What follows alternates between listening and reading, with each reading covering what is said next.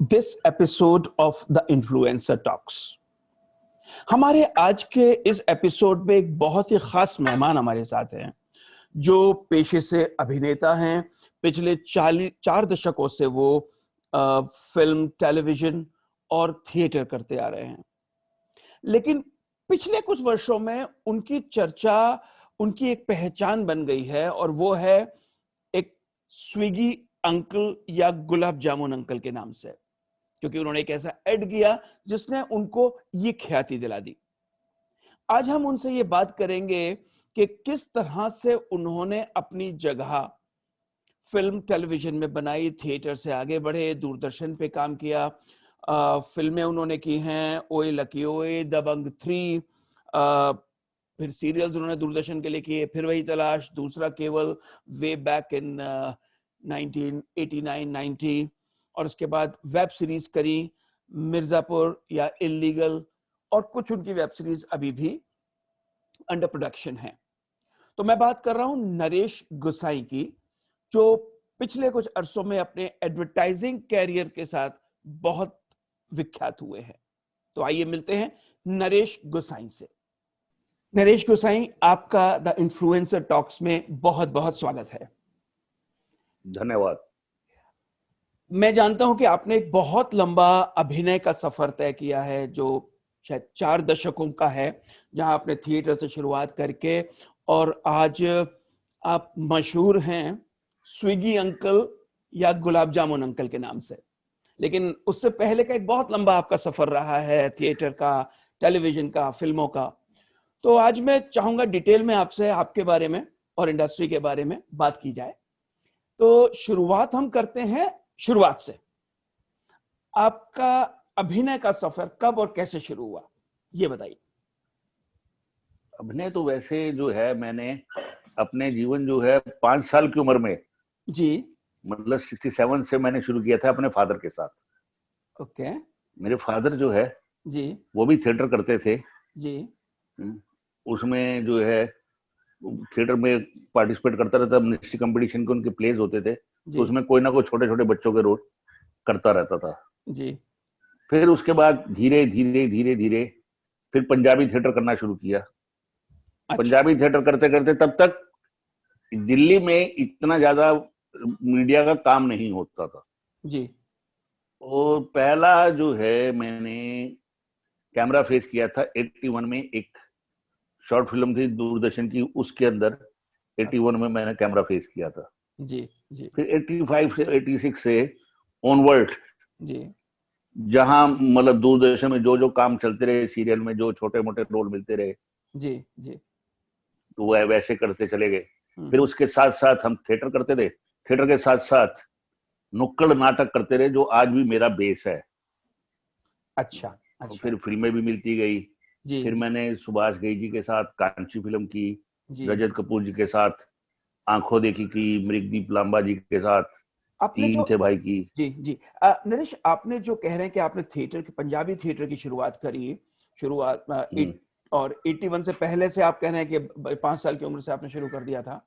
तो जब professional level पर ये एक्टिंग करते थे, या उस जमाने में क्या कुछ पैसा मिलता था या सिर्फ शौक के लिए होता था, और कहाँ करते थे? ये दिल्ली में था या पंजाब में?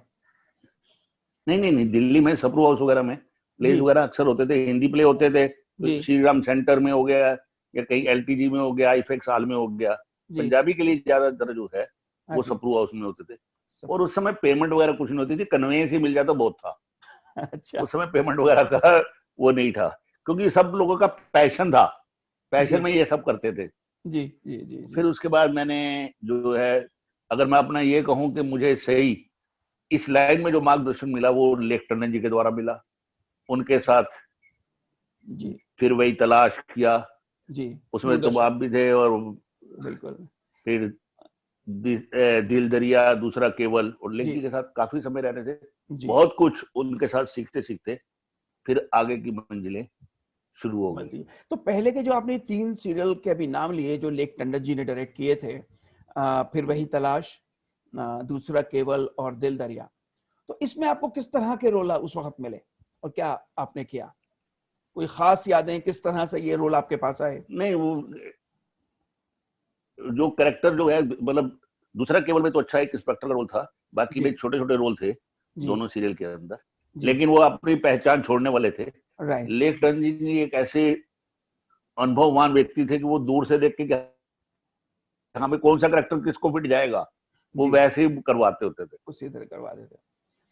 थिएटर के बारे में मैं और जानना चाहूंगा आपसे, क्योंकि थिएटर से आपकी शुरुआत हुई और कहा यह जाता है कि जो लोग थिएटर में काम करते हैं वो अभिनय में बड़े पक्के हो जाते हैं, उनको किसी भी तरह का आप एक्टिंग करवाई जा सकती है। तो थिएटर में जब आप करते थे और उसके बाद आप दूरदर्शन में आए, क्योंकि उस वक्त दूरदर्शन ही एक माध्यम था, कोई प्राइवेट चैनल या सीरियल्स तो बनते नहीं थे उस वक्त, तो आपको दोनों मीडियम में क्या फर्क नजर आया उस वक्त के थिएटर से अचानक कितनी दिक्कत परेशानियां हुई? नहीं, थिएटर में तो एक्चुअली जो है ना, सबसे पहले आपका पेशेंस देखा जाता है कि आप थिएटर करना भी चाहते हैं कि नहीं करना चाहते। कईयों को शौक होता है जी जी कि हाँ आओ जी फटाफट स्क्रीन पे नजर आ जाऊं मैं, उसके अंदर में वो गुण है कि नहीं है, लेकिन हर आदमी सोचता है कि मैं एक्टर तो मैं हूं ही, मुझे सिर्फ एक ब्रेक मिलना चाहिए। सेम चीज है थिएटर में। क्या होता था कि पहले जो है उसका पैशन देखते थे, हमें इसका कितना पैशन है, उसके बाद उससे जो है छोटे छोटे कैरेक्टर करवा के ये उसको कर सकेगा, बड़े को नहीं कर सकेगा। कभी रेसल में करवाया, कभी प्रॉक्सी करवाई, तो देखा कि ये उस काम को कर सकता है कि नहीं कर सकता, फिर उसको स्टेज के ऊपर उतारा जाता था। उसमें एक टाइम पीरियड प्रोसेस लगता था। आजकल के लड़के जो सिंपल ये सोचते हैं चलो, जबकि थिएटर जो है आपकी ना केवल पर्सनैलिटी डेवलपमेंट करता है, मेमोरी इन्हांसमेंट कराता है, आपके ऊपर बहुत सारे जो है आपकी पर्सनैलिटी को डेवलप कर देता है। मैं तो कहता हूँ बच्चों को स्कूलों के अंदर थिएटर वर्कशॉप जरूर होनी चाहिए, क्योंकि वो आपके अंदर के छुपे हुए गुणों को बाहर निकालता है। थिएटर सिर्फ एक्टिंग के लिए नहीं, पर्सनैलिटी डेवलपमेंट के लिए बहुत जरूरी है। जी जी जी जी। तो बहुत से बच्चे ऐसे होते हैं जो झिझकते रहते हैं, बिल्कुल थिएटर जो है वर्कशॉप जो है उनको बाहर निकाल के रख देता है। नरेश, हम आपकी फिल्मों के और कैरियर की तरफ तो अभी आएंगे धीरे धीरे, लेकिन अब पहले मैं वो जानना चाहूंगा जिस चीज में पिछले कुछ सालों में आपने बहुत चर्चा में आप रहे हैं और एक अच्छे खासा आपने ख्याति प्राप्त की है, और वो है एडवर्टाइजमेंट फिल्म्स। आपने इन दिनों में काफी एडवर्टाइजमेंट फिल्म की है, आपने बिस्लेरी का किया, स्विगी का किया, और स्विगी में तो आप स्विगी अंकल के नाम से ही जाने लगे। तो किस तरह से ये एडवर्टाइजमेंट की दुनिया में आप कैसे आ गए, कैसे आए, क्या मौका मिला आपको, कैसे मिला? एक्चुअली मेरी पर्सनैलिटी इतनी हैंडसम है कि मैं कभी सोच भी नहीं सकता था कि मैं एडवर्टाइजमेंट लाइन में जा पाऊंगा। जी जी। लेकिन जब ऊपर वाला मेहरबान हो जाता है तो कुछ ना कुछ चेंज आ जाता है अपने आप में जी। और मैं बेसिकली के दिल्ली में ही थिएटर कर रहे थे और अपने नुक्कड़ नाटक चलते रहते थे। जी जी जी। तो बम्बई में भी स्ट्रगल चालू रहती थी, थोड़ा थोड़ा आके जी करते रहे। तो इतने में एक ऑडिशन के लिए बोला गया कि आप एक जो है ऑडिशन दे दो। तो उसमें यही था कि एक आदमी चोरी से आता है जी और गुलाब जामुन खाता है और अंदर चला जाता है और बीवी के पास जाकर चुप से बैठ जाता है। राइट। तो हमने वो ऑडिशन वैसे ही दिया जी। ऑडिशन देने के बाद पता लगा जी हमारा सिलेक्शन हो गया है। हमने बॉम्बे आके वो शूट भी किया, तब तक हमें कुछ ऐसा नहीं था। और जब मैं उसका आईपीएल में टेलीकास्ट शुरू हुआ जी जी, तो बहुत सारे अच्छे बड़े एक्टरों ने मेरे को कहा कि आपने बहुत कमाल का काम किया है। जी। तो मैंने देखा तो मैंने कहा यार मैंने ऐसा क्या किया है जो कमाल लग रहा है। मुझे लगा ये मैं 30 साल से यही करता आया हूँ, यही स्माइल देता आया हूँ, लेकिन उसकी पहचान जो है वो अब बनी है। इस 20 सेकंड के गुलाब जामुन ने दिलवा दी। जी जी, जी बिल्कुल। तो स्विगी ने वो पहचान जो है वो उसके कारण दिलवा दी, जबकि काम मैं वही कर रहा था। जी जी। और उसके बाद लेकिन ये है जी कि जहां पर सबके मीडिया अलग अलग है, मीडियम सबके, चाहे थिएटर हो, फिल्म हो, एड हो। एड में आपने 20 सेकंड के अंदर वो सारी बात कहनी है जो प्रोडक्ट के बारे में है, पूरी स्टोरी टेलिंग है, और उसके बाद उसके एक एक फ्रेम के अंदर जी आपको रिएक्शन देने हैं। ये बहुत ज्यादा सीखने का मौका मुझे एड में पता लगा। जी जी जी बिल्कुल। वो एक गागर में सागर है, मतलब उस छोटे से उस 20 सेकंड में पूरी कहानी कहनी होती है।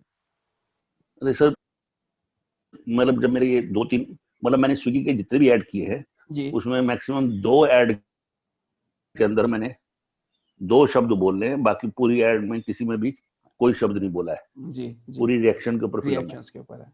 एक में ही है करोड़ों लोग कमा रहे हैं, मंगा रहे हैं, और एक में है ये लो बेटा। बाकी सारी एड में जो है रिएक्शन के ऊपर है। बिल्कुल। तो फोर्ब्स मैगजीन वालों ने मुझसे कांटेक्ट किया कि सर आपका इंटरव्यू लेना है। अच्छा। मैंने कहा मेरा इंटरव्यू? भाई फोर्ब्स वाले तो बड़े बड़े कहते सर मैं बड़ी मुश्किल से आपको ढूंढा है।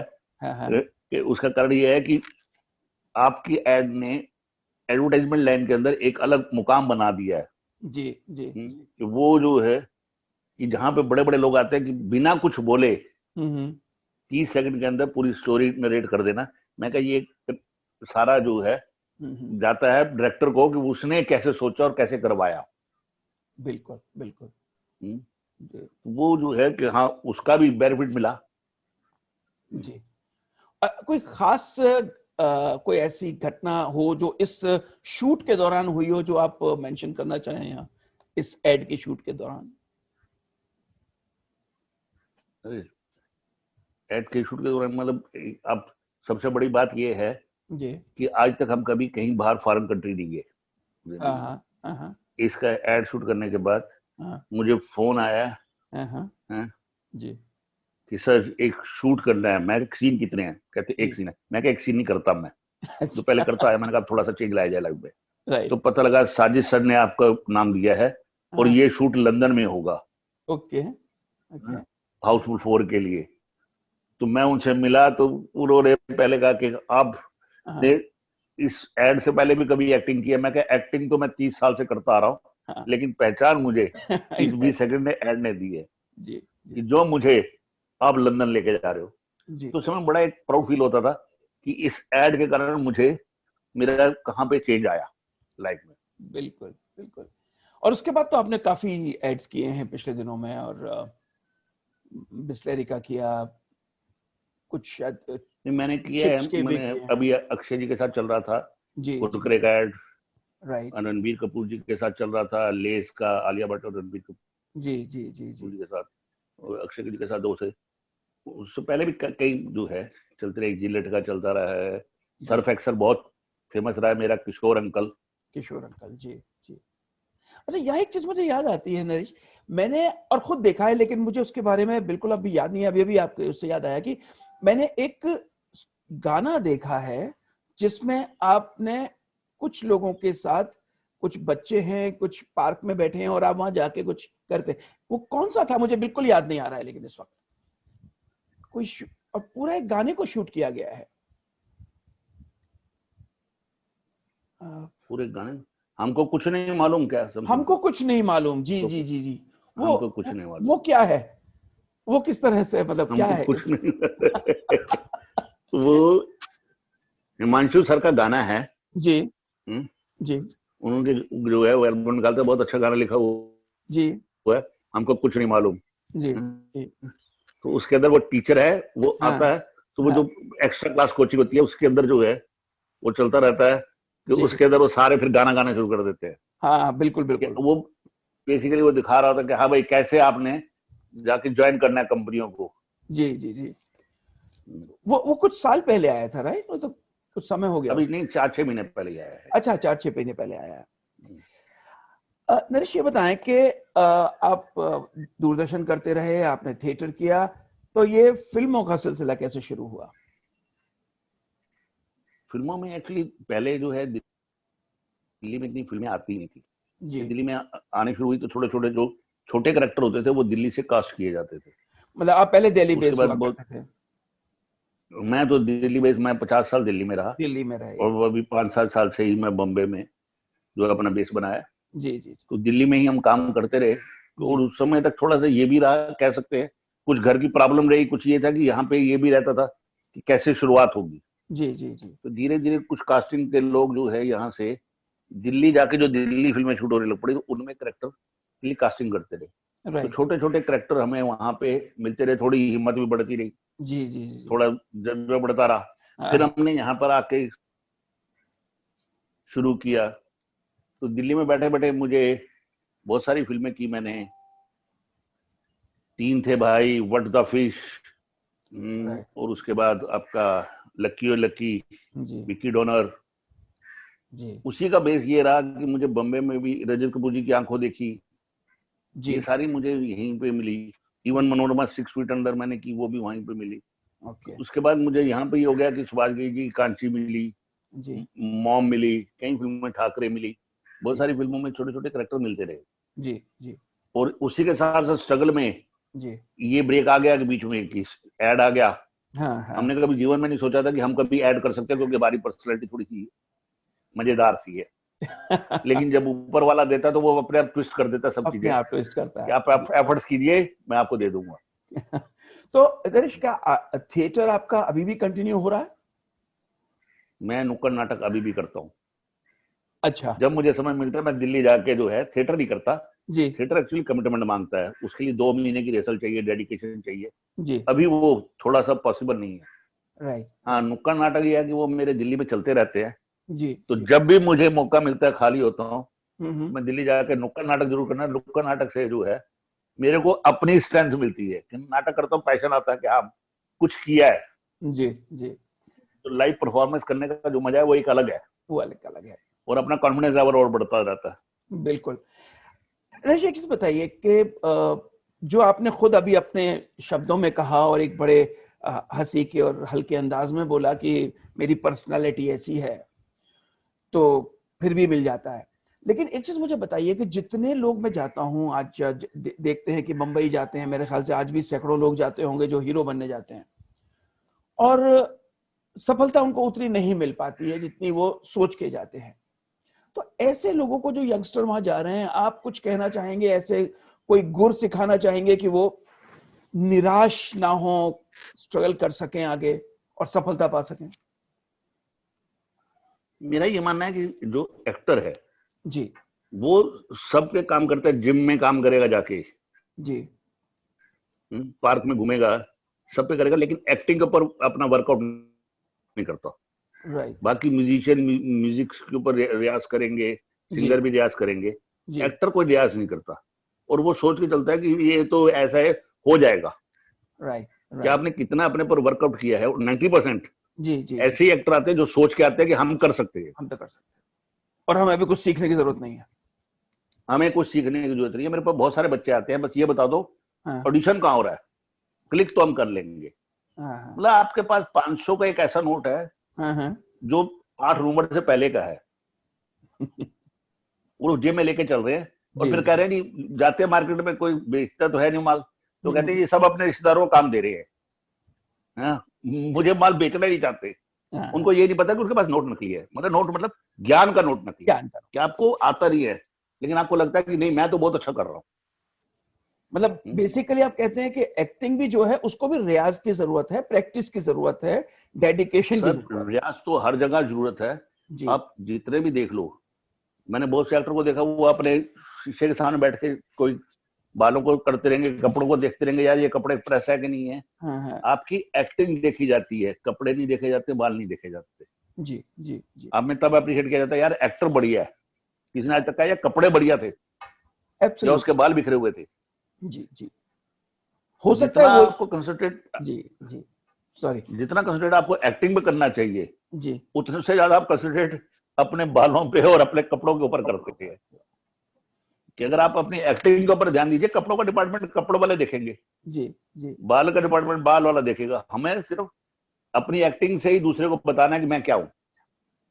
बिल्कुल बिल्कुल, वो सब चीजें भी जरूरी हैं, लेकिन पहले तो अपने हुनर को ही तो आपको गवाह करना है। वो करेक्टर के हिसाब से जरूरी है, वो कर मुझे ऐसा लगता है। जी जैसे आमिर खान जी ने जी दंगल की, उन्होंने अपनी पर्सनैलिटी को बढ़ाया भी, कम भी किया। बिल्कुल अगर वो देखो 3 इडियट में देखो तो वो जवान बन गए।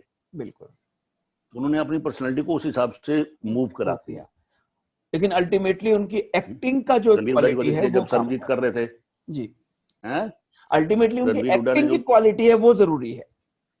वो जरूरी है। पर्सनैलिटी उसके साथ एक पार्ट है जी जी जी बिल्कुल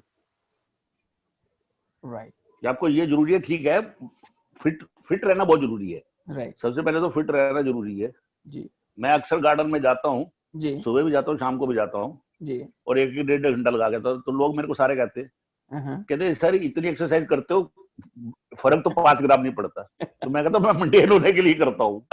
ठीक बात जी अच्छा, एक चीज बताइए, जो अभी हम बात कर रहे हैं कि बहुत से लोग नए वहां जाते हैं, स्ट्रगल करते हैं, लेकिन पिछले कुछ दिनों में दो ऐसे विषय हैं जो इंडस्ट्री में बड़े उछल कर सामने आए हैं।